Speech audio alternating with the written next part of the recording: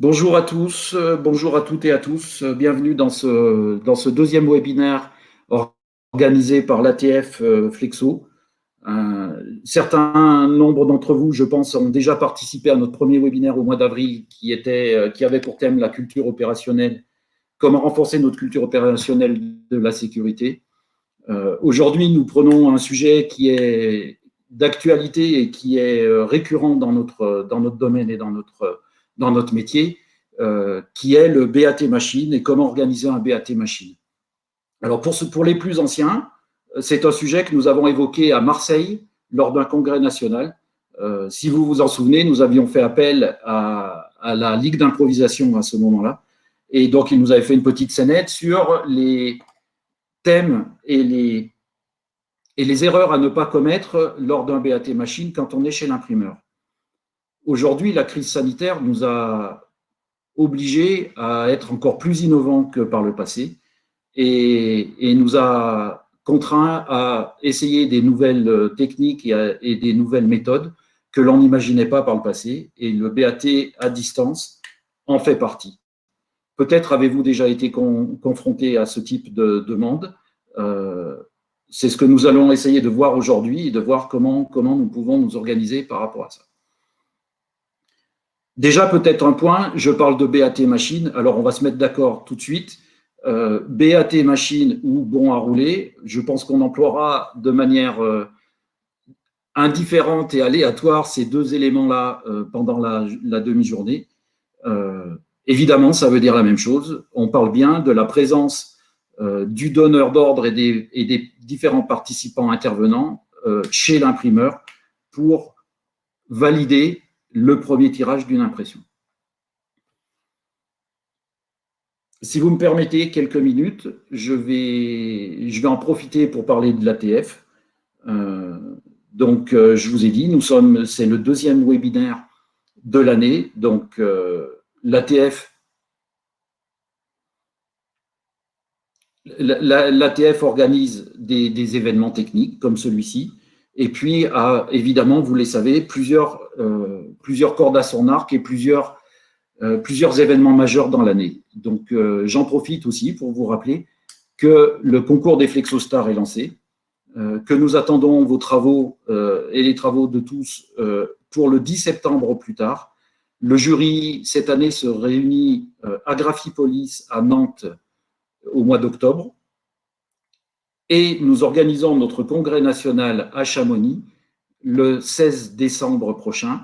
On espère tous se revoir en vrai, puisque là, on est encore en distanciel et on se voit tous par caméra interposée.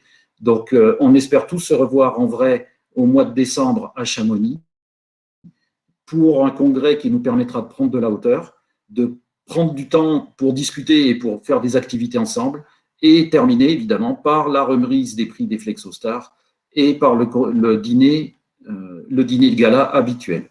Donc, vous êtes bien évidemment tous attendus à ce moment-là. Peut-être qu'on vous réservera quelques surprises supplémentaires en septembre. Nous espérons toujours organiser une commission technique en présentiel en septembre si les conditions sanitaires continuent à s'améliorer et si nous arrivons à trouver quelqu'un qui peut nous accueillir. Voilà, donc j'espère que vous allez tous bien. Je pense que je vais m'arrêter là pour l'introduction. Vous n'êtes pas venus là pour m'écouter, mais pour entendre les différents intervenants. J'en profite pour les remercier dès à présent. Donc, vous voyez, nous sommes nombreux sur scène.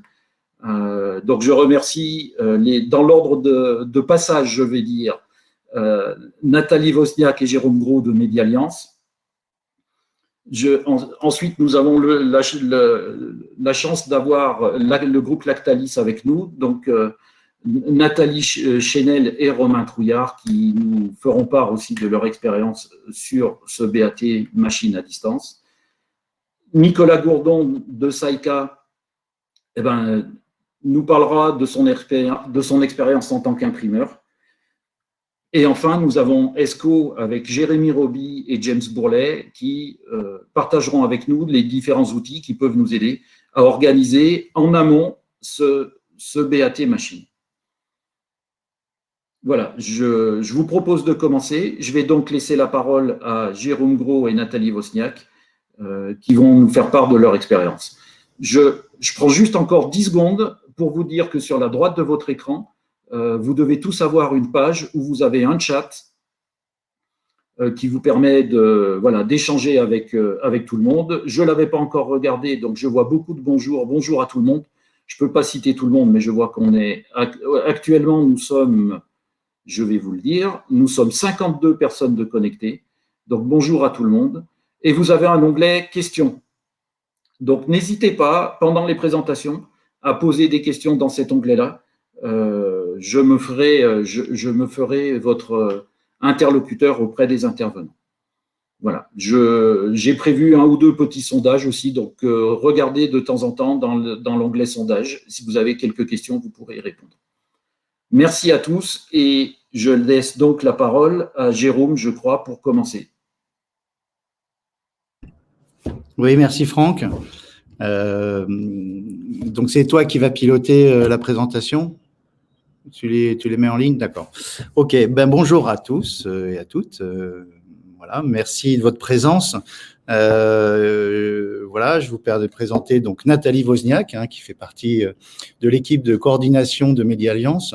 Effectivement, ce sujet du BAT ou BAR, puisqu'on a mélangé un peu les deux, les professionnels que nous sommes faisant la différence entre ce qui se passe sur une épreuve et ce qui se passe en machine. Donc, le bon à rouler est forcément une posture particulière. Donc, voilà, c'est un sujet effectivement qui a été mis sur la table au sein de l'ATF. Et donc, c'est un retour d'expérience, en fait. Nathalie a participé en tant que professionnel, comme on l'est tous autour de la table, je dirais. Voilà, on connaît l'engagement, on connaît la posture, on sait comment ça se passe un tirage client, les difficultés, voilà, on a tous de l'expérience dans le domaine. Voilà, simplement que là, il y a une nouvelle config. Et donc, Nathalie m'avait partagé finalement son retour et c'est ce qu'on a proposé finalement à l'ATF de pouvoir retranscrire. Voilà, il n'y a pas de volonté à surtout dire quelle est la vérité. C'est juste là qu'on a un client, on a une problématique et on est des professionnels. Et on se dit à un moment donné jusqu'où on peut aller et qu'est-ce qu'on peut apporter et bref, est-ce qu'on peut accompagner finalement, jouer ce rôle de professionnel tout en ayant une certaine forcément réserve par rapport à ce contexte voilà, dont on connaît tous les limites qu'on peut imaginer.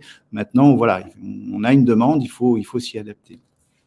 Donc, on a préparé ce petit support et vraiment, c'est quelque chose qui doit être interactif parce que c'est de l'humain. C'est encore une fois, c'est quelle est la posture et là, en l'occurrence, comment Nathalie a essayé de pouvoir assurer sa mission vis-à-vis de son client. Voilà. Bon. En présentation, juste pour resituer Média Alliance, donc on est un acteur du pré-presse, packaging, ça fait 40 ans qu'on existe, on est une société privée indépendante, voilà, et donc qui a grandi au fur et à mesure des besoins finalement de ses clients, historiques imprimeurs, et c'est toujours voilà une clientèle avec laquelle on investit et on propose des solutions toujours voilà qui augmentent les performances et la réalisation de l'image de nos clients, et puis également des solutions vis-à-vis des annonceurs. C'est le métier, l'évolution, le stretch, le time to market et voilà tout l'accompagnement qu'une société comme la nôtre se doit finalement de proposer. Et donc voilà, on a une force de proposition pour toute solution pré-presse, annonceur, imprimeur ou de la grande distribution, puisque bien sûr ils font partie du dispositif. En simplicité, le schéma stratégique, c'est prendre les bonnes décisions au bon moment. Et donc, on a un pôle qui s'est aujourd'hui confirmé en tant que vraiment structure indépendante avec son propre univers pour le marketing. Donc, c'est l'agence M, qui est l'univers créatif et qui permet de pouvoir bien anticiper, accompagner et offrir aux clients un suivi sur nos métiers traditionnels que sont la production de fichiers, exé avec tous les systèmes de charte ou de photogravure. Voilà nos univers. On a la chance d'aller plus loin dans nos possibilités puisque voilà, ça fait 40 ans qu'on produit des formes techniques Donc, c'est une aimable introduction pour dire que lorsqu'on appuie sur le bouton d'un fichier ou lorsqu'on donne une reco, eh bien, un jour, ça se retrouve sur une machine. Et c'est ce que fait Nathalie, et c'est sûrement ce que vous faites aussi, c'est-à-dire que eh bien, on se retrouve à poser finalement ces formes techniques en machine et à devoir dire OK pour bon à rouler. Et c'est tout l'engagement d'une société comme la nôtre, hein, c'est de pouvoir s'engager sur un résultat et de se dire qu'à un moment donné, on devra signer la copie. Voilà, donc on est le dernier verrou, c'est le terme que j'emploie souvent, dernier verrou avant impression. Voilà, donc ça c'est la vue globale sur MediaAlliance. Donc on rentre dans le vif du sujet, essayer de faire un petit sommaire, hein, présenter finalement comment Nathalie avait été confrontée à ce contexte Covid, hein, que finalement aujourd'hui on peut retirer les masques, donc bas les masques, hein, ça c'est la bonne nouvelle du jour, et puis de montrer un peu comment ça s'était déroulé, comment on avait dû finalement se mettre en posture pour accompagner ses clients, et puis essayer d'avoir un retour sur le côté positif ou négatif et quel avenir. Voilà, c'est aujourd'hui, même si quelque part on revient au présentiel, peut-être que c'est une solution qui peut finalement persévérer. Pourquoi pas, ça peut interpeller dans ces notions de coût aussi, hein, déplacement, voilà, il y a beaucoup de choses qui rentrent en ligne de compte. Donc, et puis que voilà, la notion de télétravail est une notion aussi bien ancrée dans notre futur, en tout cas dans nos attentes. Donc voilà le petit schéma, et bien sûr posez vos questions, on essaiera d'y répondre le plus possible au fur et à mesure de l'avancement de la présentation. Voilà, Nathalie, écoute, je te laisse continuer. Bonjour à tous. Donc voilà, je prends le relais après Jérôme. C'est vrai que l'étape du bon à rouler, c'est la dernière étape dans la chaîne graphique et l'étape la plus importante. Et c'est vrai que depuis mars l'année dernière, il a fallu travailler différemment. Notre façon de travailler a été complètement bouleversée, donc à cause du télétravail. Donc même nous en amont, au niveau de la photogravure, pour échanger des éléments physiques, les épreuves, pour faire valider nos épreuves aux clients. Donc ça a été compliqué, puisque les personnes du marketing étaient à la maison, ou même plus sur la région parisienne, les gens étaient partis. Donc ça a été une des premières difficultés. Et puis après, effectivement, le fait de ne pas pouvoir se déplacer, que les imprimeurs ne puissent plus recevoir non plus dans les ateliers. Donc ça a vraiment bouleversé notre façon de travailler. Et effectivement, les développements chez nos clients, eux, ne se sont pas arrêtés. Et il a bien fallu trouver des alternatives pour s'assurer que cette dernière étape de la chaîne graphique soit menée le mieux possible. Donc, quelques imprimeurs ont proposé de mettre en place des BAR, des bons à rouler virtuels, mais d'autres s'y sont catégoriquement refusés, estimant que c'était pas du tout fiable, et je pense ne voulant pas endosser la responsabilité d'une insatisfaction client. Donc moi, pour ma part, j'ai participé en tout à 2 bons à rouler virtuels, et je pense qu'on peut changer de slide si on veut. Voilà. Nathalie, tu peux le faire toi-même. Hein, oui. Une petite flèche, comme ça, tu peux avancer. Ouais, ça va être au fur et à mesure. Bien. Alors, hop, je passe. Donc moi, j'ai participé à 2 bons à rouler virtuels mis en place par un imprimeur d'étiquette Helio. Bon, ces bons à rouler se sont faits via. Alors attendez, parce que hop, je vois plus en grand la présentation. Excusez-moi, j'ai perdu le fil. J'ai plus la présentation sous les yeux. Je la remets. Ah, merci de venir à mon secours. Petite précision pour une question de confidentialité. Voilà, on parle vraiment d'expérience, mais on ne citera pas de nom. Voilà, c'est juste la petite précision. Ouais. Donc pour ma part, en fait, ces deux bons à rouler se sont déroulés via un outil de webconférence tout à fait classique. Rien de, enfin, c'était pas un système particulier. On a échangé via Teams et une fois par WebEx. Et donc, c'est l'imprimeur qui a lancé ces invitations à tous les participants. Donc là, on peut y voir un petit avantage du bon à rouler, c'est le fait de pouvoir faire participer effectivement plusieurs personnes, alors qu'effectivement en présentiel, en général, on se déplace, c'est une personne qui se déplace, voire deux maximum. Là, ça permet à plusieurs personnes de suivre le bon à rouler. Donc le jour J et à l'heure convenue, tout le monde s'est connecté. L'imprimeur, lui, s'est connecté via un téléphone portable pour pouvoir se déplacer. Et donc, une fois que tous les participants étaient connectés, il s'est rendu dans l'atelier d'impression près de la machine. À ce stade, il avait déjà sorti un premier échantillon qu'il a confronté à l'Epson que le client avait validé en amont et à un nuancier Pantone pour montrer en fait qu'il était bien calé par rapport au ton direct. Donc sur la table de la machine, donc on avait l'échantillon, on avait l'Epson et le nuancier. Et tout le monde donc a vu ce premier jet.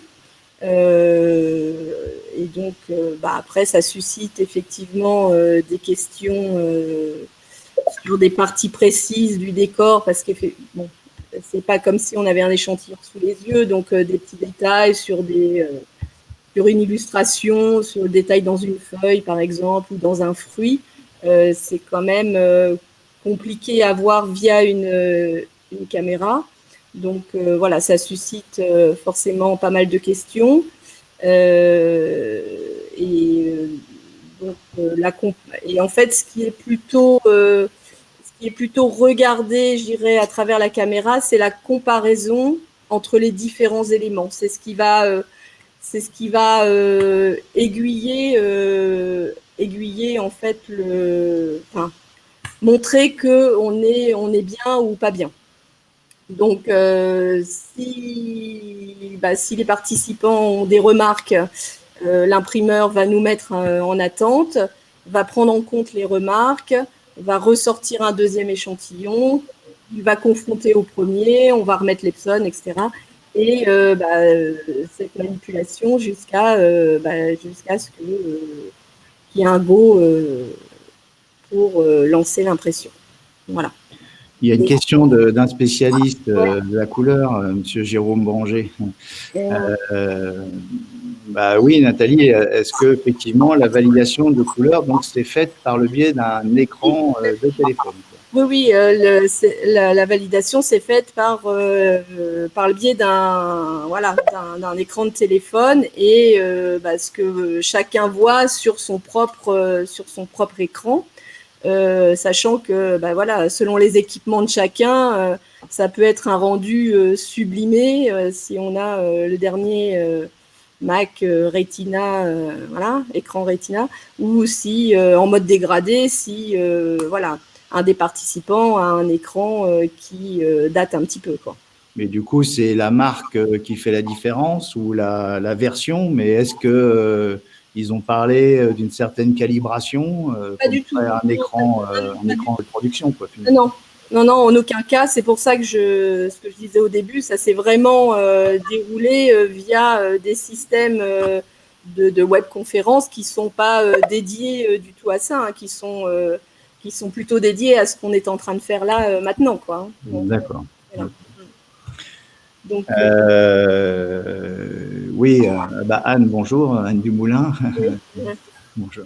Oui, effectivement, il y a des lieux où les portables sont interdits. Donc, mais là, a priori, le responsable d'impression était dans l'atelier, près de la machine, et voilà, la visio, elle se faisait sur la table, pas les échantillons n'étaient pas remontés dans un bureau, ça se faisait vraiment sur la table de la machine, quoi. Ok, on va continuer sur la présentation. Oui. Donc là, tu parles effectivement des allers-retours. Alors effectivement, il n'y a pas vraiment, je dirais, comme on peut le faire quand on est en présentiel, de relecture intégrale des textes. Voilà. Là, c'est vraiment, je dirais que le but, c'est plutôt de rassurer le client sur le fait que par rapport à ce qu'il a validé sur Epson, comme en fait on confronte l'Epson à l'échantillon, qu'on est à peu près, qu'on est cohérent en fait entre ces éléments-là. Mais il n'y a pas de relecture de texte, c'est beaucoup moins, comment dire, approfondi, c'est pas du tout géré de la même façon, quoi. Oui, on voit que si on a demandé du rouge, on n'imprime pas du vert, quoi. Mais voilà, et que ce rouge, si on met le nuancier Pantone à côté, effectivement, on va percevoir au travers des écrans qu'on est, on est identique, qu'on est calé sur l'Epson, ça s'arrête là, quoi. C'est difficile de faire un travail en profondeur parce que bon, l'outil ne le permet, en tout cas, l'outil avec lequel moi j'ai fait ces bons à rouler ne permet pas d'aller très très loin. Ok, donc et après la présentation, donc c'est on voit d'échantillons. Donc l'imprimeur sort autant d'échantillons si on doit optimiser certains points du décor, jusqu'à ce que le client qui est marketing qui participe dise ok, ça me convient. Et à ce moment-là, donc l'imprimeur va envoyer à tous les participants, donc par le biais de TNT, DHL, Chrono ou autres, des échantillons imprimés. Et à réception, c'est un petit peu la surprise pour tout le monde de voir si ce qu'on a vu et ce qu'on a interprété au travers des écrans, est-ce qu'on va être déçu, pas déçu, voilà. C'est un peu la surprise. Bilan de l'expérience. Je l'ai déjà dit un petit peu avant, mais effectivement, on a du mal à visualiser les détails. La qualité des écrans sur lesquels donc, on suit le bon à rouler, forcément, on va aussi avoir son importance. Nos écrans sont en RVB, bon, on n'imprime pas en RVB, donc il y a déjà ce delta. Et puis effectivement, on peut, certains aspects peuvent être faussés entre la réalité et sur des rendus d'images, et voilà, ce qu'on voit qui pourrait nous plaire, et à l'arrivée, ça peut être une déception, quoi. Alors, moi, j'ai eu un cas, en fait, sur une étiquette où on avait pas mal de jaune.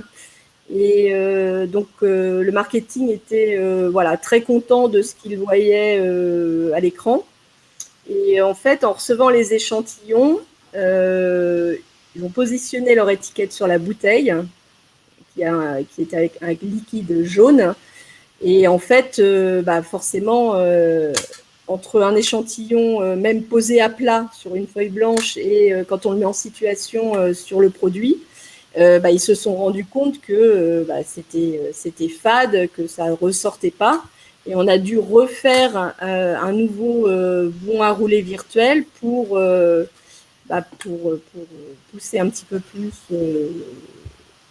le jaune, le magenta, pour qu'une fois sur la bouteille, on ait un résultat qui soit un peu plus percutant, quoi.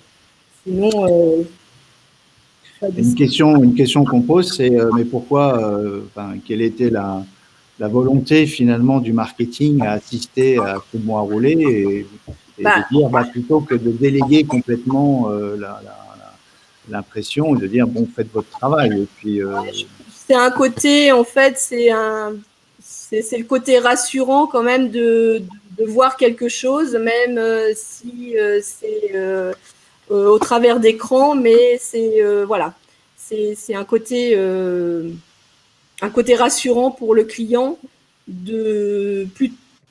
plutôt que de ne rien voir, il préfère passer par ce biais-là. D'accord. Voilà. Ok.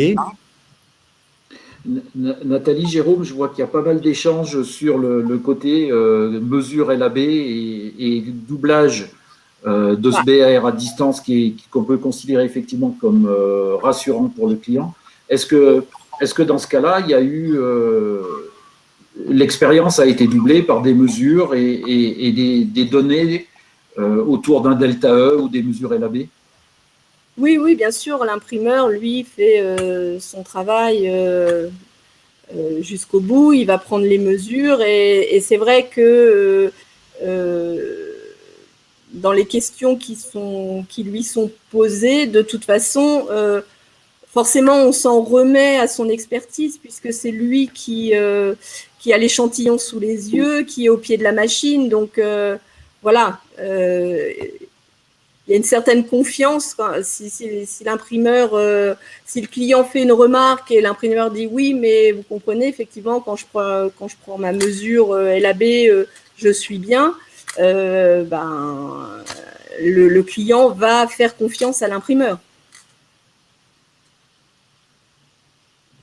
D'accord. Et en fait, vous avez évoqué aussi un point important que personnellement on vit souvent, c'est la mise en situation. C'est-à-dire que la première chose qu'a fait votre client quand il a reçu l'échantillon, c'est de le mettre en situation.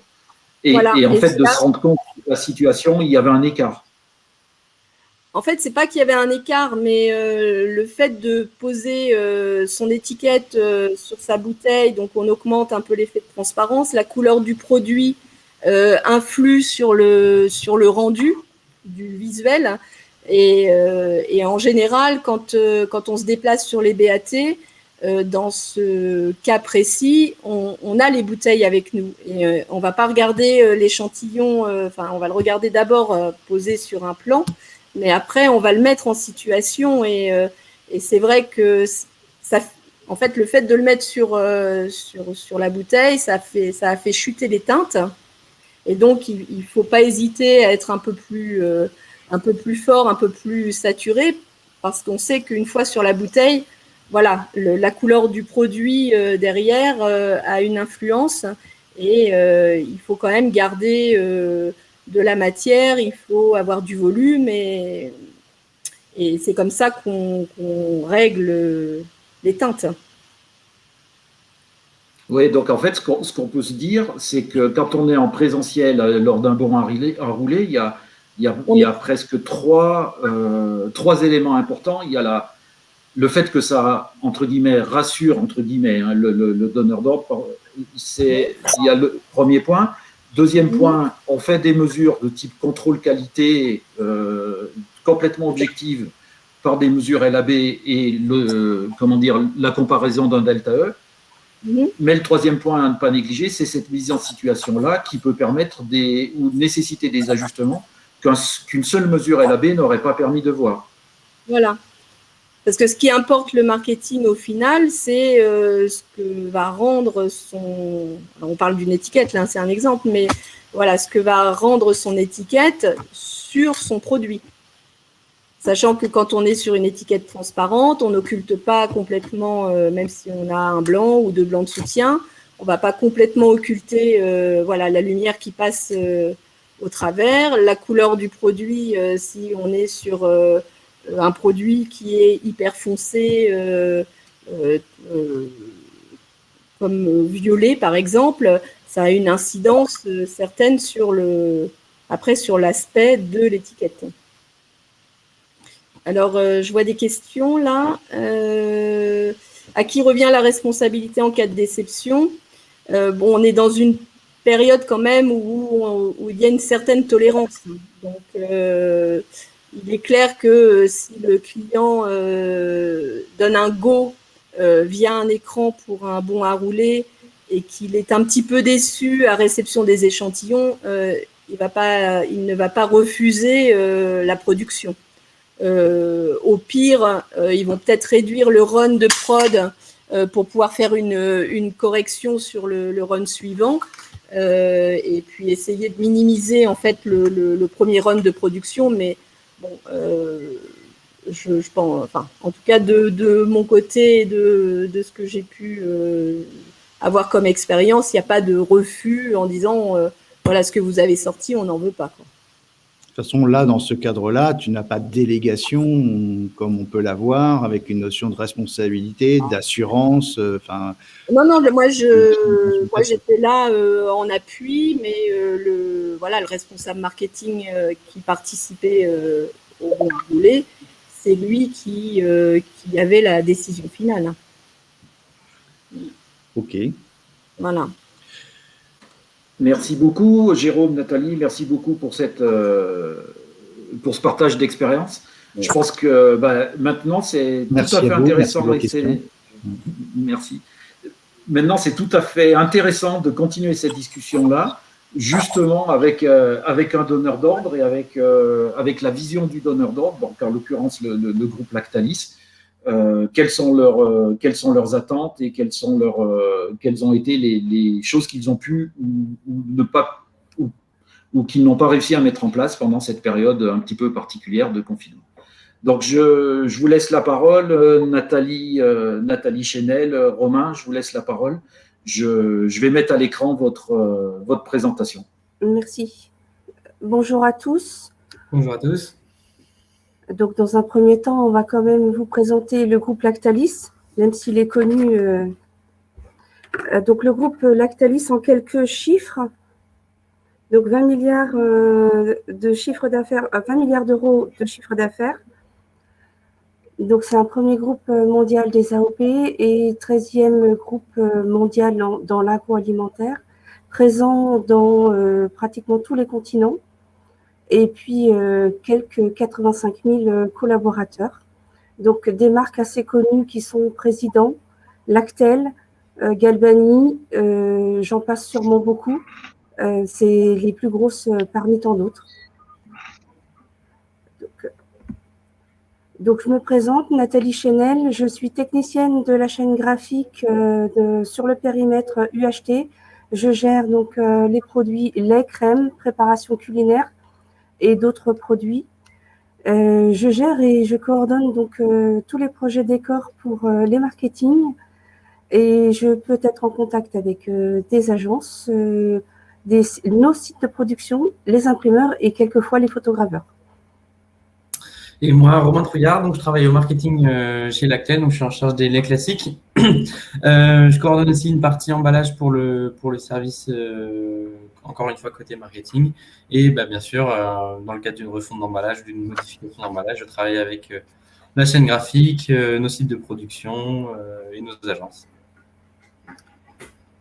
Donc, je n'ai plus la présentation à l'écran, mais notre retour d'expérience donc sur l'année 2020, on a été tous surpris, comme tout le monde, donc on a dû s'adapter.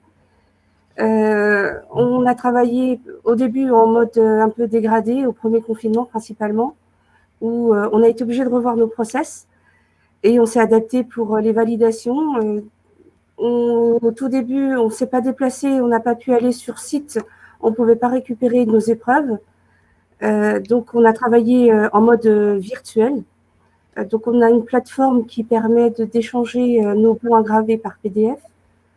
Et au tout début, on n'acceptait même pas les épreuves parce qu'on ne savait pas comment on allait pouvoir les faire valider.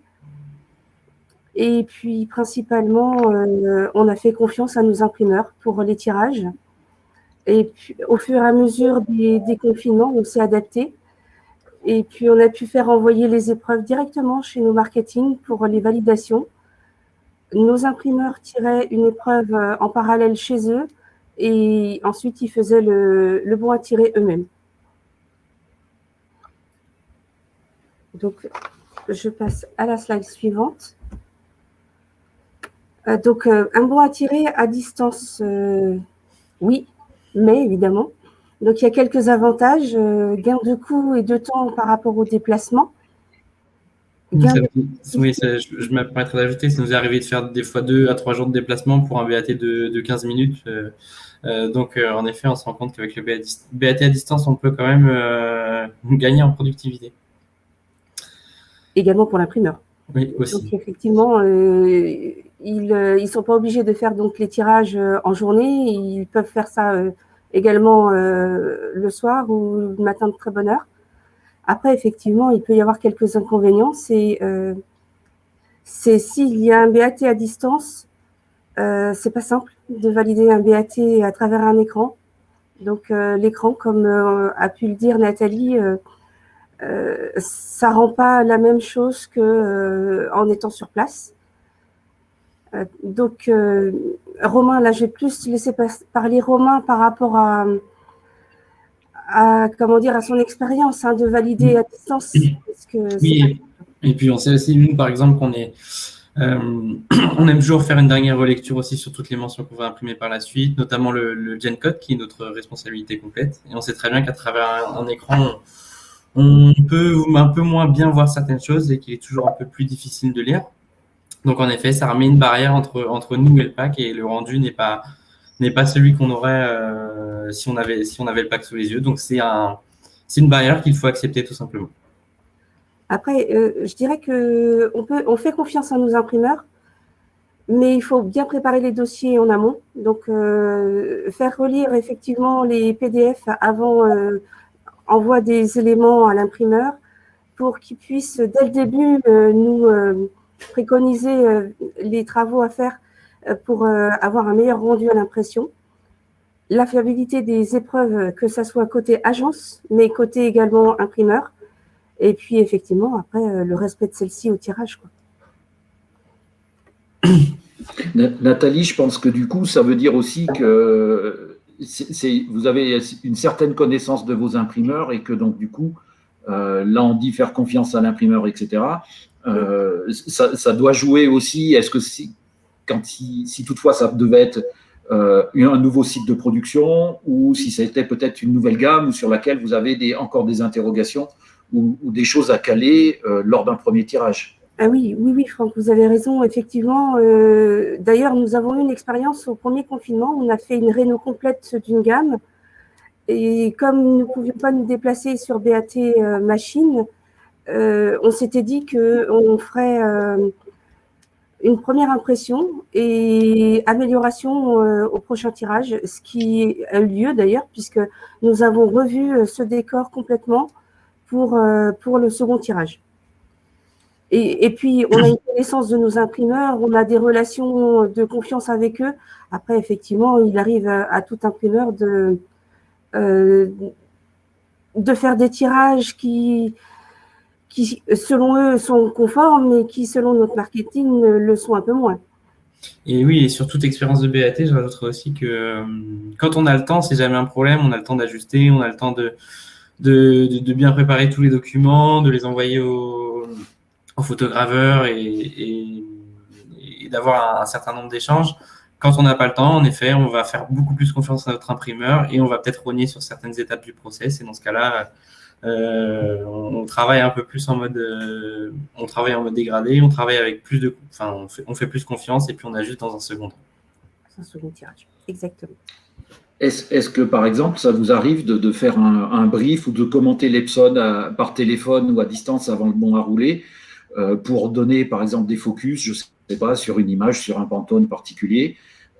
Et éventuellement, est-ce que ça vous arrive aussi de se dire, je ne sais pas si vous avez imprimé d'abord sur du carton ou une étiquette et que puis vous allez imprimer sur un autre support, d'envoyer des échantillons qui peuvent servir un peu de référence. On envoie des cibles. On envoie des cibles, que ce soit déjà des emballages imprimés, ça nous arrive très, très, très souvent. Ça nous est aussi arrivé de faire des réunions de préparation sur des grosses rénos avec l'imprimeur, avec le photograveur et notre agence pour, pour que tout le monde se coordonne, pour qu'on se note bien tous les points d'attention qu'on peut avoir sur chacun des éléments et qu'on ait un petit peu moins de surprise au moment de la réalisation. Tout comme aussi également, on a pu faire des tirages tests avant d'aller en magasin complètement parce que on voulait voir le rendu final sur le produit, sur le support final. Donc, on a fait des tests d'impression. Mais après, on sait très bien que quand on fait des tests, c'est un coût, c'est du temps, et qu'on n'a pas toujours le temps de le faire. Mais en effet, si on a le temps de faire des réunions en amont plus un test d'impression, en général, on ne peut pas être déçu du rendu au final. Et oui, bien sûr, de petite casquette marketing, le but, c'est bien sûr d'avoir toujours, dans un monde idéal, bien sûr, de ce qu'on valide avec notre agence qui doit être le plus proche de ce qu'on aura dans nos linéaires. Après, on sait qu'il y a que c'est pas possible, qu'il y a plein d'étapes, plein de barrières et qu'en effet, même entre le langage, entre guillemets, agence et le langage imprimeur, on n'est déjà pas sur la même ligne. Mais on sait que de toute façon, de façon réaliste et pour être un peu plus flexible, on fait confiance aux imprimeurs et on sait prévoir des ajustements sur les tirages à venir. Et encore une fois, c'est de la bonne intelligence et on sait de toute façon, je pense que toutes les parties savent reconnaître une impression un peu décevante d'une impression qui leur convient. Tout à fait. Romain, je reviens sur un point que vous avez évoqué il y a quelques minutes, qui était aussi l'économie de temps et l'économie, entre guillemets, d'argent. Et ben, en fait, on se rend compte que depuis un an, je pense que tous autant qu'on est, on s'est beaucoup moins déplacé que les années précédentes. Donc, globalement, les entreprises ont fait des économies de ce côté-là. Je ne pense pas qu'on en est avec nous aujourd'hui, mais nos collègues des contrôles de gestion et des analyses financières ont probablement trouvé ça très intéressant. La question qu'on peut se poser, c'est de se dire, est-ce que vous allez avoir des consignes, je dirais, un petit peu différentes que par le passé, en se disant, puisque pendant un an, on a vu qu'on avait moins besoin de se déplacer, je ne sais pas si je peux le dire comme ça, est-ce que vous pensez que c'est quelque chose qui va perdurer ou est-ce que là, on enlève le masque aujourd'hui, la semaine prochaine, on va pouvoir aller faire la fête jusqu'à 3h du matin dans les rues. Est-ce que vous pensez qu'on va revenir à une situation où vous allez vous déplacer chez les imprimeurs comme vous le faisiez précédemment? Alors, je n'ai pas encore de boule de cristal, mais je pense que ça dépend toujours de l'ampleur stratégique du projet. Une rénovation à plusieurs milliers d'euros, en effet, je pense que on aura toujours peut-être la tendance à aller chez l'imprimeur et puis ça permet toujours aussi d'avoir des échanges, de se former, nous, équipe marketing, de rencontrer les imprimeurs, de visiter des usines, de voir des process d'impression. Donc, pour nous, c'est aussi intéressant. Après, je pense que sur toute la quantité de décors qu'on imprime chaque année, en effet, il y en a une grande partie qu'on pourra désormais faire soit à distance ou accepter de prendre un peu plus le temps et de valider par échantillonnage. Je vois que Françoise Gubler nous dit de l'agence Dragon Rouge, pour ceux qui ne la connaissent pas. Je vois qu'elle nous dit qu'elle retourne en BAT depuis 15 jours chez les imprimeurs. Elle a bien de la chance de voyager. Françoise, on t'attend quand tu veux.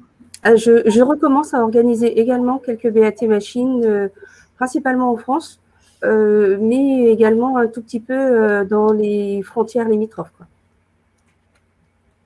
Oui.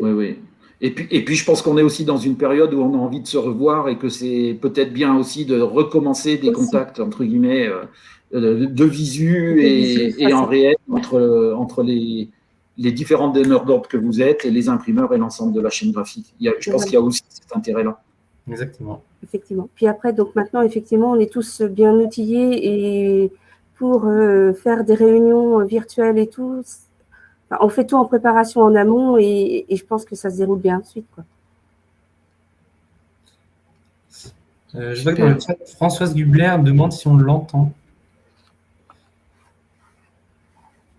Mais, Alors non, pas personne. non, Françoise, on t'entend pas, on te voit, on voit que tu écris, mais malheureusement, l'ensemble des participants au webinar n'ont pas la possibilité de s'exprimer par oral. Donc, je vais faire ta voix, Françoise, pose les questions ou exprime-toi, et puis je traduirai.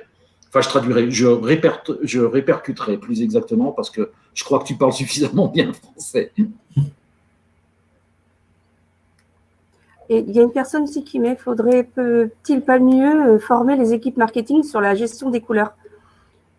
Après, nous, effectivement, on est des personnes qui travaillent à la chaîne graphique et on fait des formations auprès de nos marketing pour les initier au monde de l'impression, au langage de l'impression. Et donc, oui, on essaye de former dans la mesure du possible les personnes qui travaillent au marketing.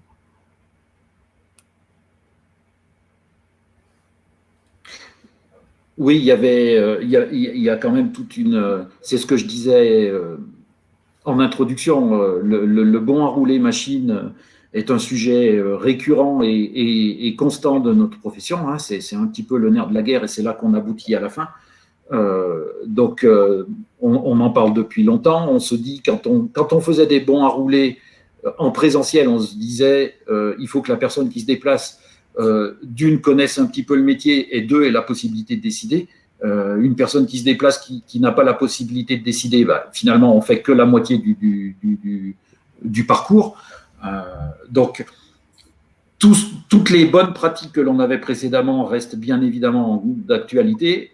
On a en plus rajouté une difficulté supplémentaire, c'est éventuellement de ne pas se voir et de ne pas pouvoir, je reprends les termes de Nathalie Wozniak qui m'intéressent, de ne pas pouvoir de faire de la mise en situation ou un peu de se projeter sur ce que ça va donner en rayon.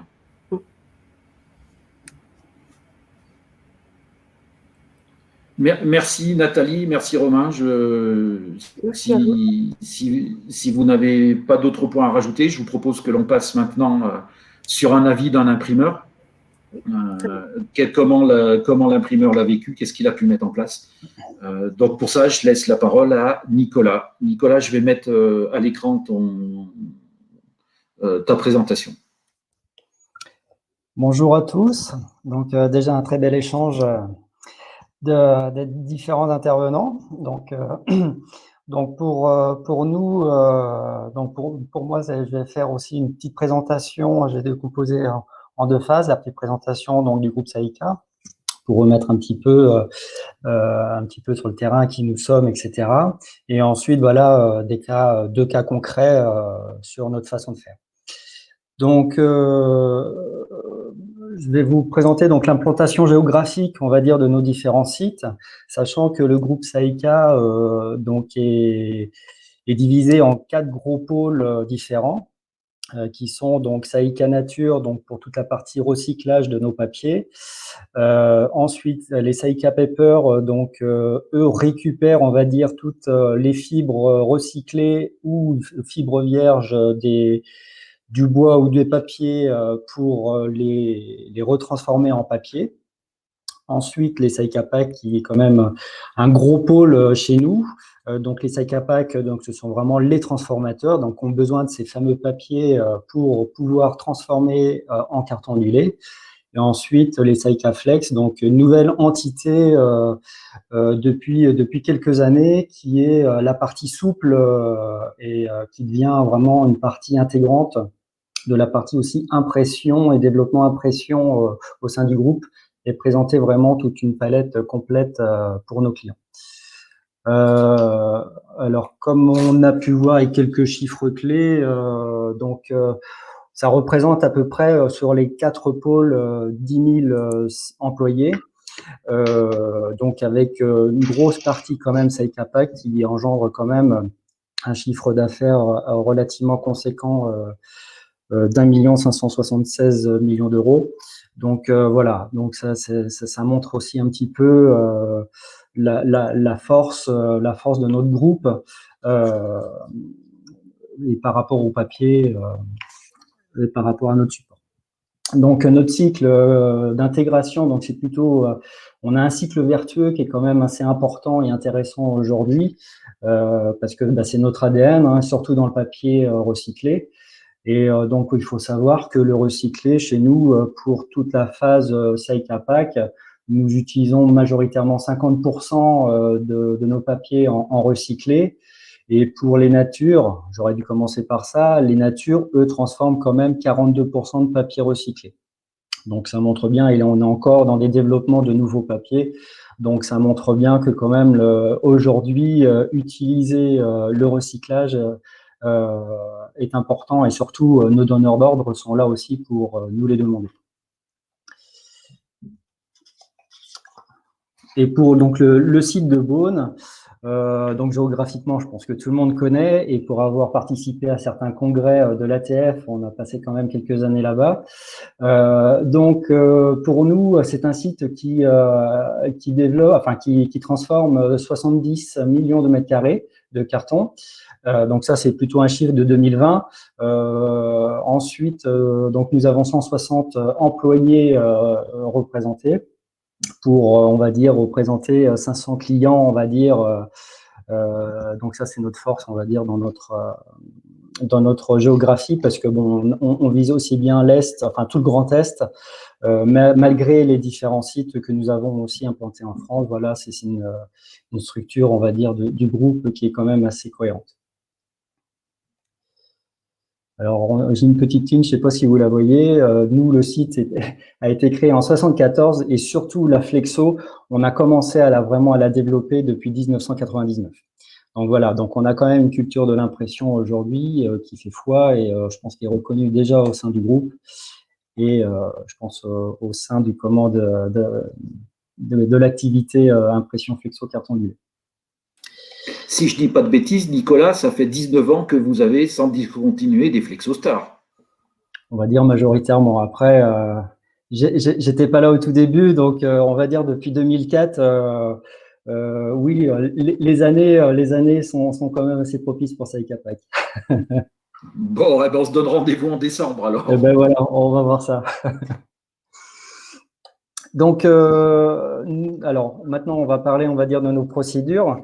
Donc, la procédure que nous utilisons donc à distance aujourd'hui ne vient pas de la crise sanitaire liée à la Covid-21, hein, mais depuis plusieurs années.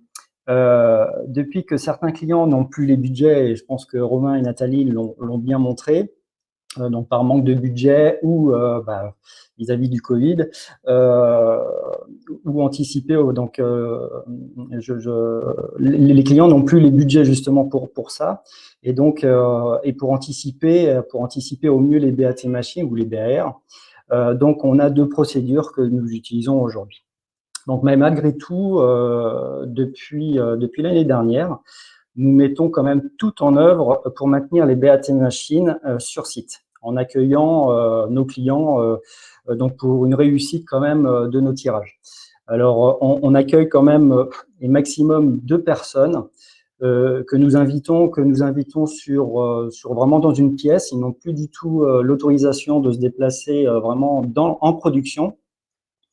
Et donc, on fait, nous, la navette donc entre la production et nos clients pour justement présenter nos différents tirages et régler, si besoin, nos tirages pour qu'on puisse satisfaire et que le client puisse repartir en ayant vraiment toute la satisfaction de ses attentes.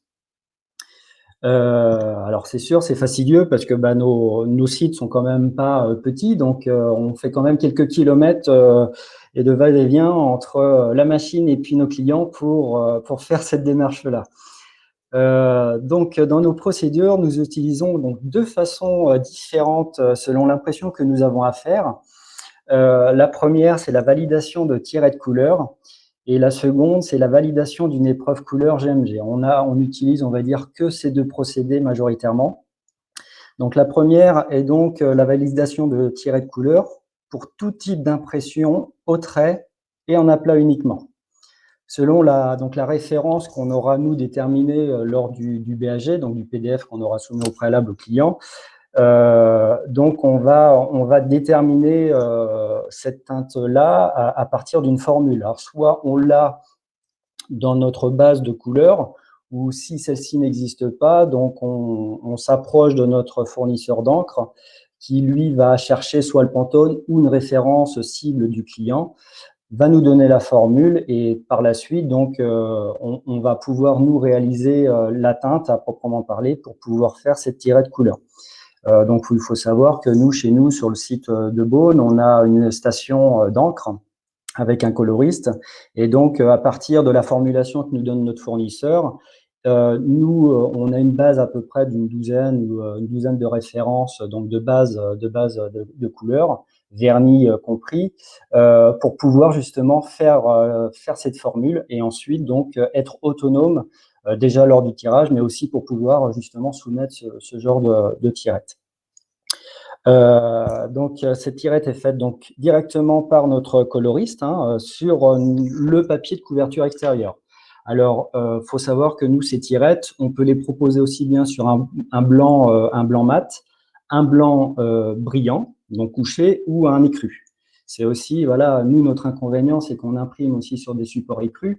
Donc, c'est pour ça que nous, les tirettes ont une importance parce que nous allons travailler soit en tirette avec couleur opaque ou transparente, ou selon l'ordre aussi des couleurs, s'il y a besoin de faire des recouvrements ou des choses comme ça, on a besoin justement de savoir comment on organise, nous, le tirage derrière avec les couleurs.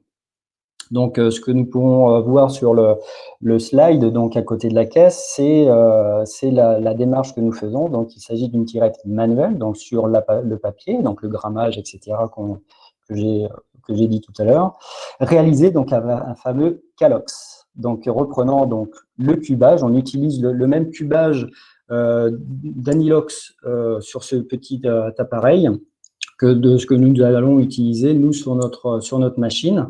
Donc, avec la formule d'encre, on y glisse donc l'encre avec la bonne viscosité forcément, et on en fait cette fameuse tirette. Donc, c'est forcément manuel, donc forcément, c'est on va dire à la force que peut mettre le coloriste sur la pose, on va dire, sur le papier. Donc ça, c'est la grande difficulté. Donc, s'il a une main légère, la couleur est faible. Forcément, s'il appuie un peu fort, l'encre est beaucoup plus soutenue. Donc, il y a toujours une gymnastique, on va dire, bon, voilà, il a sa connaissance, on est quand même maintenant cohérent et bien rodé de ce côté-là, donc il n'y a pas trop de différence à ce niveau-là. Alors, faites-vous un mini, nominal, maxi pour faire accepter au client la variation de teinte possible sur machine. Alors, aujourd'hui, non, on en fait pas, enfin, on en fait, mais très peu. Très peu parce que c'est quand même fastidieux. Il faut savoir que nous, quand on a une cible, on la travaille en nominal. Donc, dès lors où on travaille en nominal, c'est facile forcément de baisser la viscosité d'une encre ou de la décolorer. Donc, ça, cette démarche est rapide, mais après, il faut remonter sur la couleur pour pouvoir soit la concentrer ou des choses comme ça. Et là, c'est vrai que c'est quand même fastidieux dans la démarche. Donc, on évite. Après, nous, ce qu'on essaye de faire et de mettre en place aujourd'hui, c'est on fait un premier tirage avec ou sans client, donc avec cette tirette au préalable. Et dès lors où c'est validé, nous, on renvoie la caisse imprimée à notre fournisseur d'encre qui nous prélève et qui nous relève une valeur cible donc CXF et non pas LAB. Enfin, il y a une valeur LAB derrière, forcément, mais c'est une valeur cible qu'on intègre ensuite sur le spectro. Et derrière, nous, on met un suivi de production. Et dès lors où on met cette démarche sur la caisse, il n'y a plus besoin de mini, nominal et maxi. C'est, on va dire, le spectro qui fait foi. Et donc, nous, on met comme valeur cible de delta maxi à peu près de 2. Donc, on ne va pas au-delà. Donc, forcément, sur le carton, l'inconvénient, c'est qu'on a aussi bien le creux que le sommet de cannelure. Donc, nous toutes nos valeurs sont faites majoritairement sur les creux de cannelure. Et donc, on essaye de répondre favorablement ensuite derrière et d'avoir un suivi de reproduction fiable à ce niveau-là. Le delta E, oui, donc c'est maximum 2, donc on va pas au-delà et ça remplace le triptyque, absolument Jérôme. Donc, comme vous le comprenez, nous prenons en compte donc tous les paramètres donc du tirage pour ces tirettes, hein. Donc aussi bien la machine, l'ordre des couleurs, le choix des anilox, etc. Et on fait forcément pour ces couleurs les recouvrements si besoin, parce que ça c'est important. Il y a des clients, alors même si on soumet des maquettes, enfin des maquettes graphiques, donc les fameux PDF.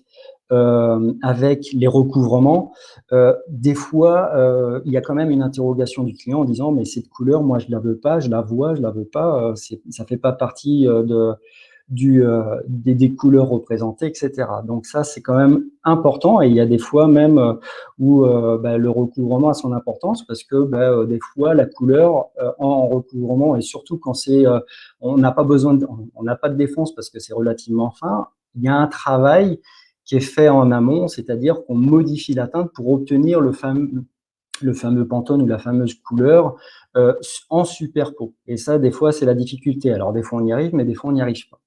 Donc, ça, c'est quand même un gros travail en amont de traitement, on va dire, de colorimétrie avant soumission des tirettes.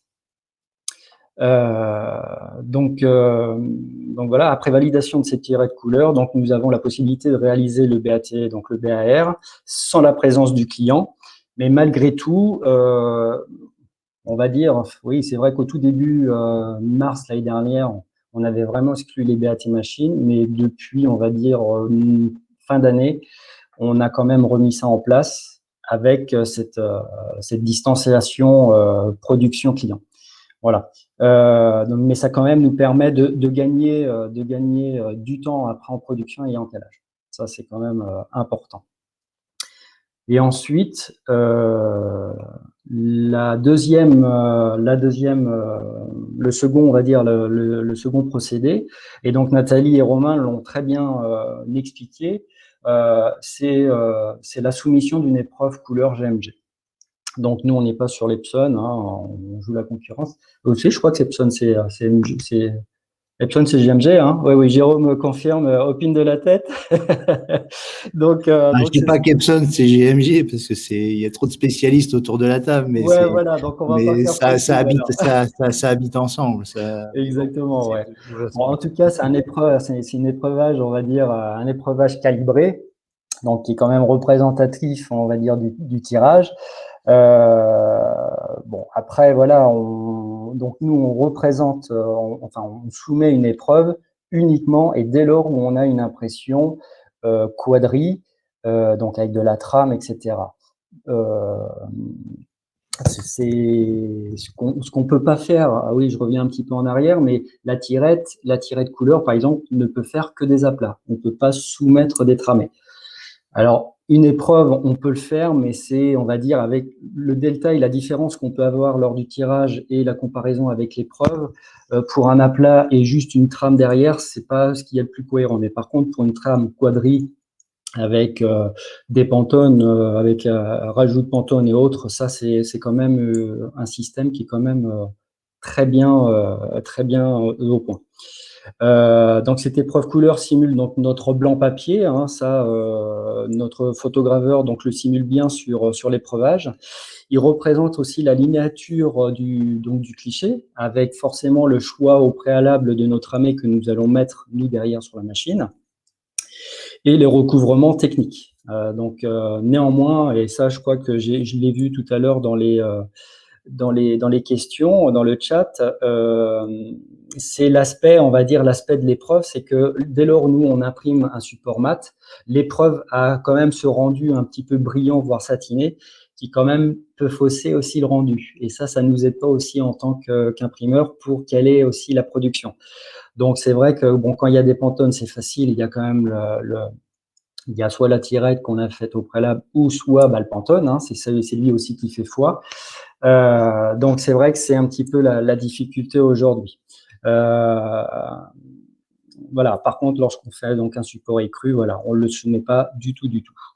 Dès lors où le client donc le soumet, et ça Nathalie, je crois, et Romain l'ont dit, c'est que nous on a toujours procédé donc avec, parce que j'ai pris là l'exemple d'un développement récemment fait avec eux, c'est un système d'épreuvage, on leur a soumis directement. Donc, initialement avec un PDF.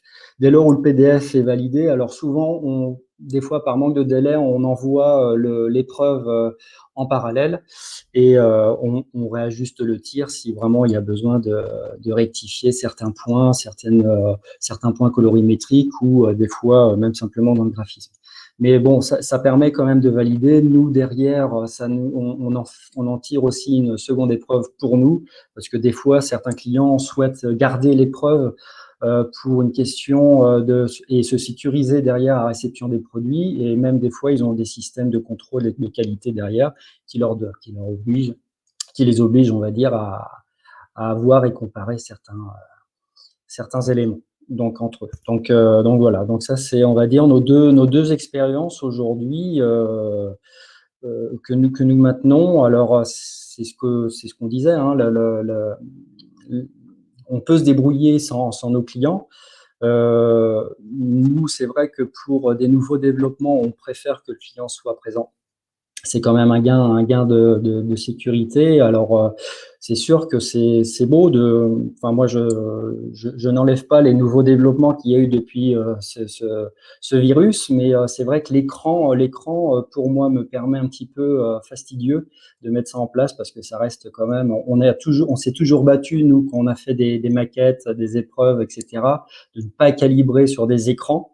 Ça a été une guerre depuis de nombreuses années et c'est vrai qu'aujourd'hui, imposer ça, c'est un peu bon, c'est un peu ça va à l'encontre, on va dire, de nos démarches d'imprimeurs. Donc c'est vrai que il y a une bataille, on va dire, de calibration derrière et un travail vraiment de pointe avec nos fournisseurs aussi d'encre et même des travails en amont qu'on a pu faire aussi avec nos photograveurs, avec les fingerprints, etc., pour justement mettre en place tous nos systèmes d'engraissement de clichés, des choses comme ça. Voilà, je pense que c'est quand même important de lier, on va dire, la phase physique de nos clients sur site pour valider ces BAT. Voilà. Merci Nicolas pour ce partage et ce point de vue imprimeur. Effectivement, on sent bien que la rencontre sur site est quand même quelque chose qui reste importante. Ouais. Voilà. On voit aussi tout le travail en amont. Alors, vous avez une méthodologie de travail bien en amont aussi, puisque vous envoyez des tirets de couleurs, mais toute cette préparation de travail en amont est importante et que finalement, distance ou pas distance, on se dit que tout ce qui pourrait être anticipé, tout ce qui pourrait être échangé et prévu en amont fera gagner au minimum du temps le jour du tirage et de la satisfaction pour tout le monde. Oui, c'est un fait. Alors après, c'est vrai que sur une épreuve, et c'est ce que disait très bien Romain, c'est que des fois, on a même sur une épreuve, hein, on représente par exemple un Pantone, etc. Ça manque de peps, etc. Ou c'est Nathalie qui nous le disait tout à l'heure, où ça manque de peps. Donc des fois, la solution, c'est de changer de tramé. Et le fait de changer de tramé a des fois des impacts. Si ce Pantone est utilisé, par exemple, dans la chromie d'une image, par exemple un rouge direct qu'on est venu remplacer, qui est venu remplacer un magenta, par exemple. Donc c'est vrai que si on change de tramé, qui n'était pas prévu au préalable, c'est vrai que l'image peut en subir les conséquences. Donc c'est vrai que le montrer quand le client est là, c'est facile parce on le fait, il voit, il dit bon, ok, j'ai un comparatif, je prends telle décision. Mais si c'est nous qui prenons en tant qu'imprimeur cette décision, ça va peut-être aussi à l'encontre du choix et l'attente du client. Donc c'est toute l'ambiguïté, on va dire, de la validation sans le client aussi.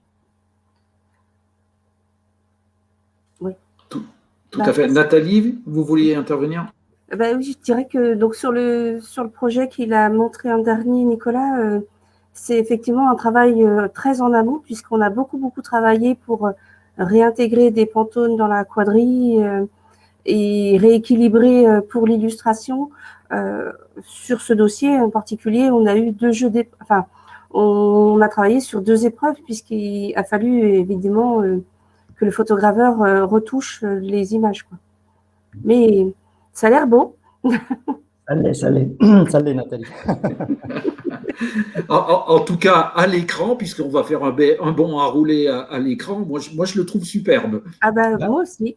On a la concordance entre les deux aplats, donc c'est impeccable, hein. Merci Nicolas. Je vous propose de passer à la dernière intervention, donc à l'intervention d'ESCO, James et Jérémy. Donc on voit qu'on a pas mal évoqué aussi ce qui se passe le jour J, mais on a aussi pas mal évoqué ce qui peut se passer en amont. Et les deux sont a priori indissociables. Donc je crois que James et Jérémy vont nous parler aussi de cette étape-là et de comment l'optimiser et de comment aussi gagner du temps sur ces allers-retours. Je vous laisse la parole, donc je vous laisse vous organiser. Je ne sais pas qui la prend en premier.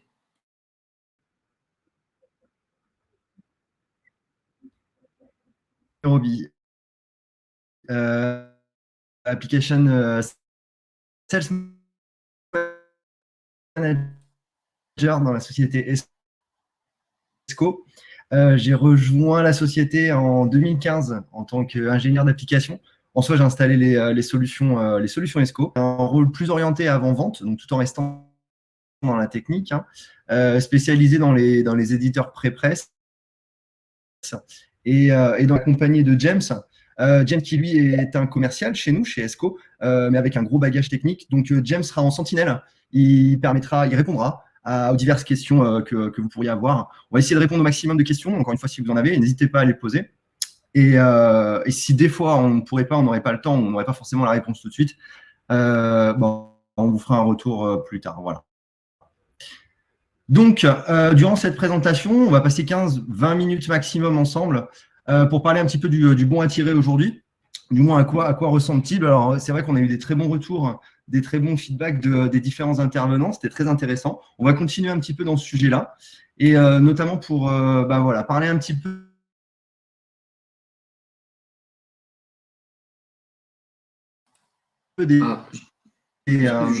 on te perd un peu, Jérémy. Situation donc, qu'on a actuelle, en fait.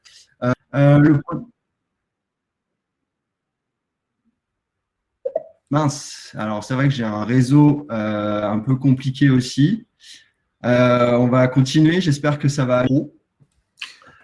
Donc je reprends, on va évoquer plusieurs sujets. Donc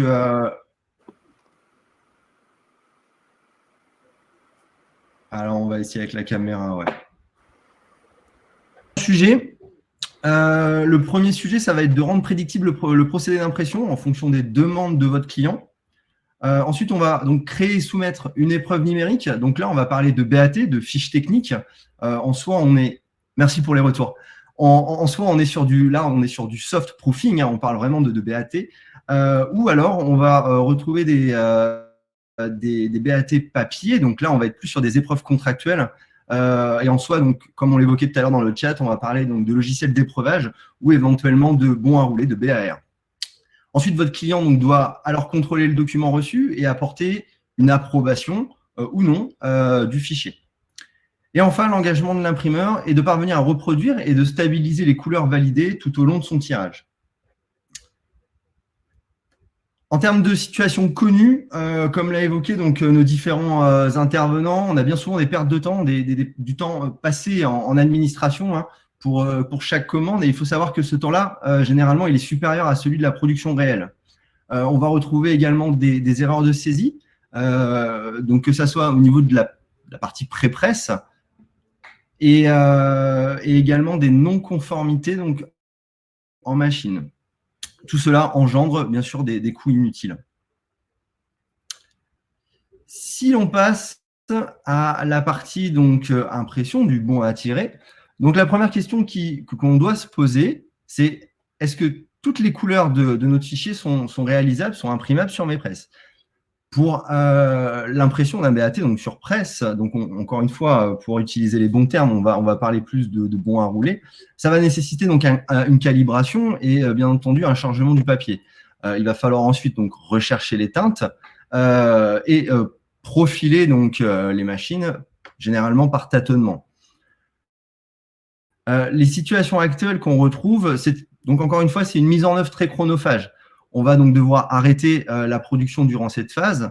Et ceci, comme vous l'avez évoqué, ça engendre des coûts très élevés pour l'impression d'un seul BAT. En termes de solution, c'est dès la prise de la commande, l'imprimeur doit pouvoir anticiper le bon jeu d'encre, permettant une estimation et une planification juste et précise. L'utilisation d'une stratégie optimale augmentera la productivité de la presse et réduira les coûts. Le contrôle de l'ensemble des encres en amont évite les retards sur presse et augmente donc l'efficacité globale. En ce qui concerne l'approbation du bon à tirer, donc le fichier est-il conforme aux attentes du client? Donc on sait tous qu'on va, dans un premier temps, devoir créer donc ce fameux bon à tirer avec toutes les informations qu'il comporte, à savoir la pose de cartouche. On va donc l'opérateur, donc Prépresse, va devoir ressaisir les informations de production. J'espère que vous m'entendez toujours. James, tu m'entends? Oui, ça coupe un tout petit peu par moment. Mais ok, ça... super. Ok, j'ai vu que j'avais une petite latence, donc ok, on continue. Donc, pour la réalisation, merci pour les retours. Pour la réalisation de ce bon à tirer, donc, on va devoir déposer un cartouche avec toutes les informations. Donc là, on ressaisit généralement donc, toutes les informations qui seraient issues donc, soit de l'ERP, soit en soit du donneur d'ordre ou de la DV. Et également toutes les informations qui seraient importantes, donc qui seraient présentes dans le fichier. On peut retrouver donc, par exemple les séparations, les cotations, comme on peut le voir sur l'image. Et en plus de ça, on va pouvoir s'orienter un petit peu donc, sur une partie donc, réalité augmentée, sur une partie 3D, où éventuellement on peut joindre un fichier à tout cela, on peut joindre une 3D à notre client, de manière à ce qu'il visualise un rendu, on va dire, final. Alors final, je l'ai mis entre guillemets, même si je pense qu'à l'avenir, nous serons amenés à travailler de plus en plus avec ce type de fichier, en tout cas on l'espère.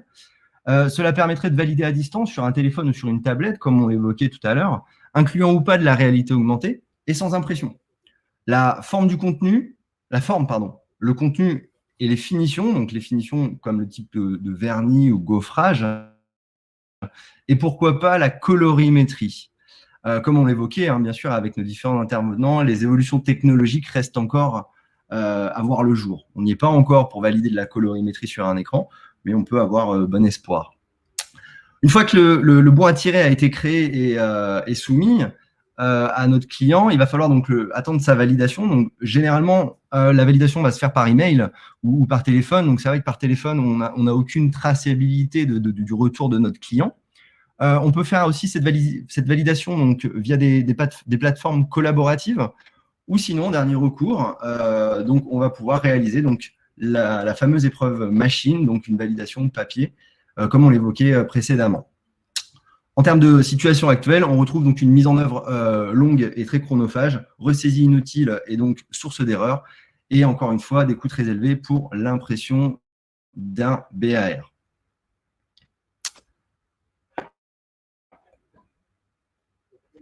Le contrôle sur presse.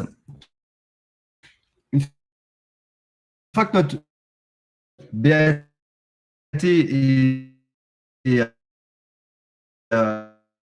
a été validé, il va falloir qu'on s'assure que le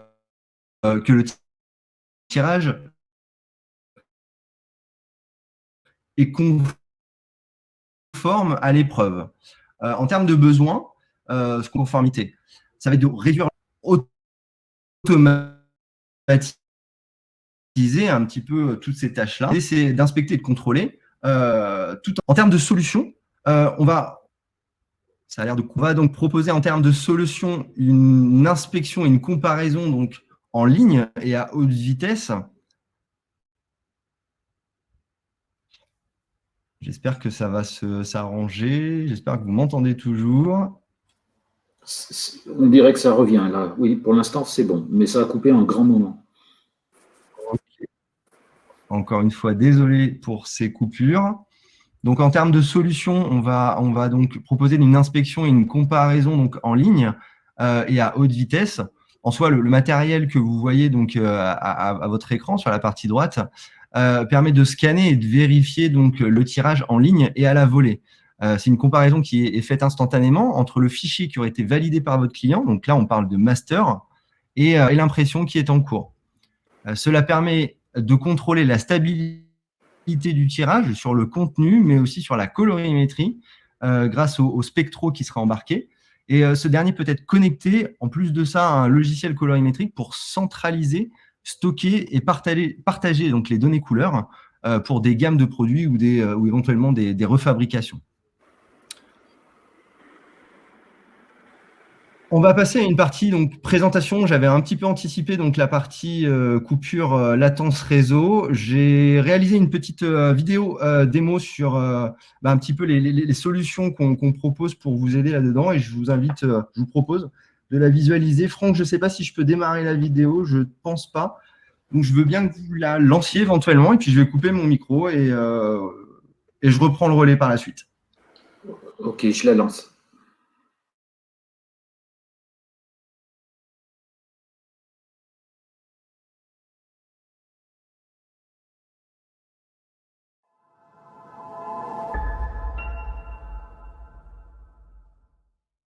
Bienvenue dans la nouvelle interface en HTML5 d'Automation Engine 21, où dans un premier temps, je vais pouvoir donc me diriger dans la vue travaux pour rechercher tout simplement une commande qui aurait été créée donc soit par un ERP, soit de manière manuelle. Je vais retrouver donc l'arborescence de mes dossiers et également les différents fichiers. Grâce au viewer intégré dans cette interface-là, je peux visualiser mon fichier et éventuellement, avec les différents outils proposés, venir le contrôler. Si je regarde donc l'outil utilisé actuellement, c'est donc tout simplement l'outil des canaux, donc l'affichage des séparations, où je vais pouvoir donc afficher ou masquer les différentes séparations de mon fichier PDF. Je retrouve dans la partie haute de cette interface d'autres outils, dont la vérification du code barre, donc un outil propulsé par la technologie Global Vision, où je peux donc très simplement sélectionner mon code barre et en retour, on affiche donc les informations de ce code barre et également la séparation utilisée. Le deuxième outil que je vous montre à cet instant est l'outil Pipette, qui me permet donc de contrôler la séparation d'un objet. Une fois mon contrôle réalisé donc de manière sommaire dans cette interface-là, je vais pouvoir rentrer dans les informations de mon fichier et venir contrôler donc toutes les métadonnées. Comme on peut le voir à cet instant, donc on va retrouver les calques, les codes barres, la conception structurelle si présente, toutes les encres présentes dans notre document, les liens, les différentes informations de zone et ainsi les polices. Une fois les informations et le fichier vérifiés par l'opérateur Prépresse, nous allons pouvoir prédire et anticiper vers quel type d'impression nous allons nous diriger et éventuellement donc le choix de la machine en fonction du support, mais aussi des encres utilisées et donc en finalité la stratégie de couleur utilisée. Comme vous pouvez le voir sur votre écran, un fichier XML a été généré comportant toutes les informations du contrôle de manière à pouvoir remonter ces informations à l'ERP si besoin. En complément, un rapport PDF qui lui aussi a été généré par la solution où l'on retrouve différentes informations issues du pré-flight. On va retrouver donc les informations d'encre sur la première page, une vue un peu synthétique du contrôle. Et également, donc en deuxième page, on va retrouver donc des informations un peu plus concrètes avec une information de delta E, de tolérance. Et donc, encre par encre, on va avoir cette information si oui ou non nous pouvons produire ce fichier-là sur telle ou telle machine. À cet instant, je sais quel procédé d'impression utiliser et également quelle machine je vais pouvoir solliciter pour l'impression de mon document. Dans un second temps, ce que nous pouvons voir, c'est que nous sommes en train de créer un cartouche BAT de manière à le soumettre à notre client. Ce cartouche est constitué donc de différentes informations qui seraient présentes dans votre ERP et également dans le fichier PDF. Si je me dirige dans la vue produit, l'opérateur pré-presse peut visualiser instantanément le statut du BAT, à savoir à cet instant, le BAT a été transmis au client.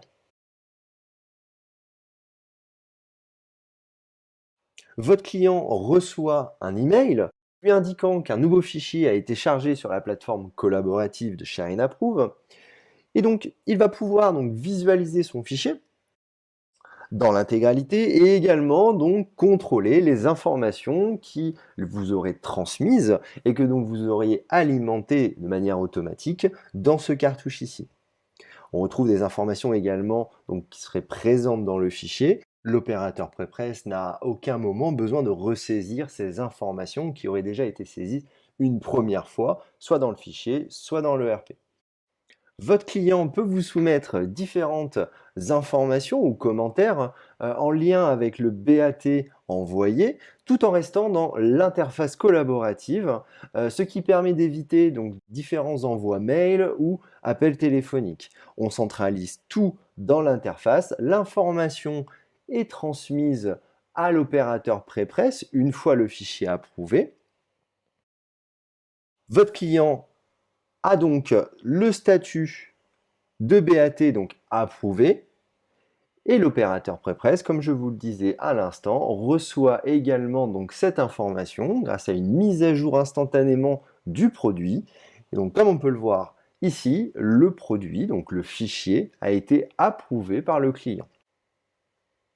L'opérateur pré-presse peut à nouveau prendre le relais et donc venir ouvrir, si besoin, le fichier BAT donc à travers un éditeur de type Acrobat par exemple, où il revisualise donc toutes les informations présentes dans le fichier et également donc la partie 3D qui a été générée également au moment de la création du BAT.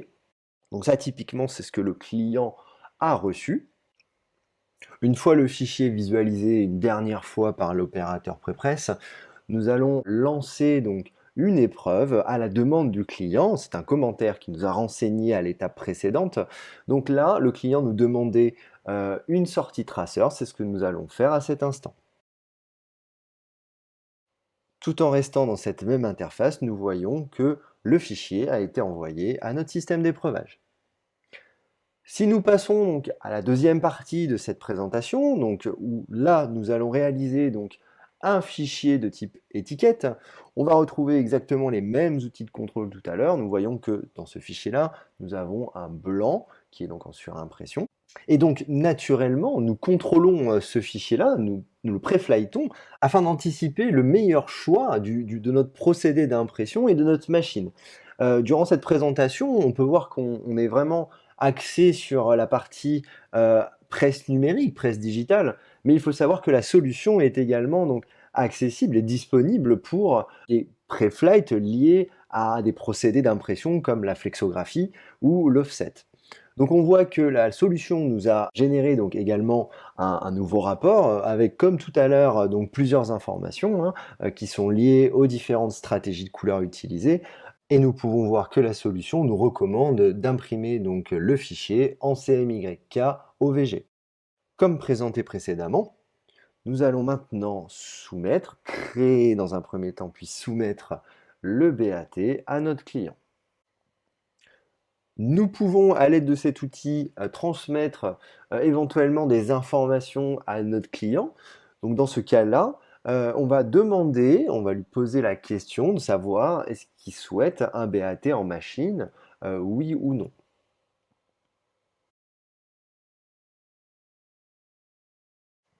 À cet instant, le fichier a été créé et partagé avec votre client. Votre client donc, reçoit une nouvelle notification de ce type, lui indiquant de visualiser, de contrôler l'épreuve numérique qui lui a été adressée. Très simplement, à ce niveau-là, donc, le client peut venir contrôler donc, toutes les informations présentes sur la droite de ce BAT, des informations qui ont été discutées lors de la prise de la commande et renseignées dans votre ERP. Encore une fois, on évite donc toute ressaisie inutile, hein. C'est le logiciel qui vient récupérer les informations et qui les injecte automatiquement dans ce cartouche-là. On retrouve donc sur la partie basse le petit mot qu'on a adressé au client, à savoir s'il souhaite oui ou non un BAT machine. Le client apporte sa réponse, son commentaire, et donc pour ce type-là, le client a répondu bon pour accord, donc on peut en conclure qu'il n'a pas besoin de BAT, de sortie machine. Comme tout à l'heure, donc le client retrouve donc les deux produits qui ont été validés, et à cet instant, donc l'opérateur pré-presse peut reprendre le relais, visualiser que le BAT a été approuvé. L'opérateur pré-presse peut naviguer dans son arborescence de dossier et, comme vu précédemment, ouvrir et contrôler une nouvelle fois, une dernière fois, le fichier qui aurait été transmis à son client. Donc, comme tout à l'heure, nous voyons la première page où on retrouve donc le BAT en 2D avec toutes les informations du cartouche, et donc une seconde page où on est venu donc exécuter une 3D du fichier de façon à avoir un rendu au plus proche du final de la réalisation.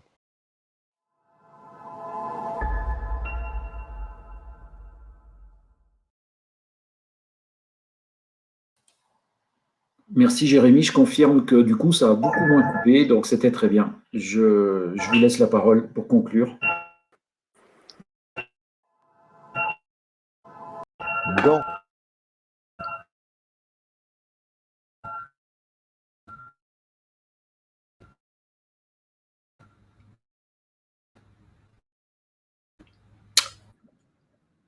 Je vais juste conclure, si je peux reprendre la main.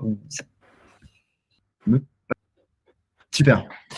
Donc oui, pour conclure, donc, suite à tout ce qu'on a évoqué rapidement, donc en soi, la qualité d'impression et le respect des couleurs, c'est l'optimisation de la production, quelle que soit la presse utilisée ou le mode d'impression. Une approbation simple et conforme grâce à des plateformes collaboratives et ou épreuves certifiées. Une profitabilité donc maîtrisée pour votre atelier grâce à des contrôles réalisés sur presse et de remontée d'informations au système de qualité couleur. Le first time right, donc des outils pour vos équipes, leur permettant de délivrer une prestation très haut de gamme à vos clients et de travailler sur des tâches à forte valeur ajoutée. Un gain de temps et de productivité lié à l'automatisation des process, de la prise de commande à l'impression. Et pour terminer, donc l'optimisation du seuil de rentabilité et des devis et les marges protégées. Juste pour terminer, Franck, et je vous laisse la parole, je veux revenir un petit peu sur les webinars qui sont proposés donc, sur le site d'ESCO. Il y en a 3. Pourquoi il y en a 3 à ce niveau-là? Parce que j'ai parlé de 3 sujets et de 3 solutions. On va retrouver donc, le Color Preflight, éventuellement donc, la partie approbation avec le Web Center. Et pour terminer, donc, toute la partie AVT. Donc, n'hésitez pas à vous rendre sur notre site. Vous avez les liens ci-dessous pour visualiser donc, toutes ces vidéos. Voilà, je vous remercie. Franck, je vous laisse la parole, je vous laisse terminer. Et merci encore. Merci Jérémy. Eh bien, je crois que nous sommes arrivés au terme de ce webinaire. Merci encore une fois à l'ensemble des intervenants. Les échanges, je pense, ont été riches. Quand on regarde le chat, je pense que le sujet vous a tous passionnés et intéressés. Merci aussi également à l'ensemble de vos questions et commentaires. On n'a pas pu tous les lire, mais je pense que vous les avez vus. Il y a eu des questions et des réponses en simultané sur le chat, donc c'est super et parfait. J'espère que ce moment passé ensemble vous a plu et a pu répondre à quelques-unes de vos questions.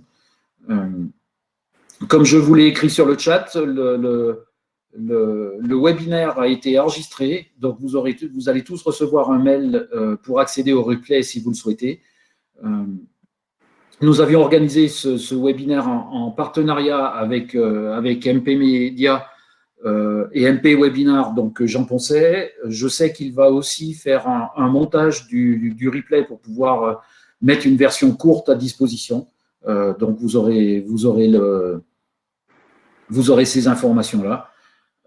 J'en profite à mon tour pour vous rappeler ce que je vous disais en introduction, c'est-à-dire vous mettre un petit peu les étapes suivantes concernant la TF Flexo. Voilà, donc encore une fois, tous les acteurs de la chaîne graphique, vous êtes tous invités à vous rapprocher des imprimeurs que vous connaissez afin de leur suggérer de concourir au jury des FlexoStars.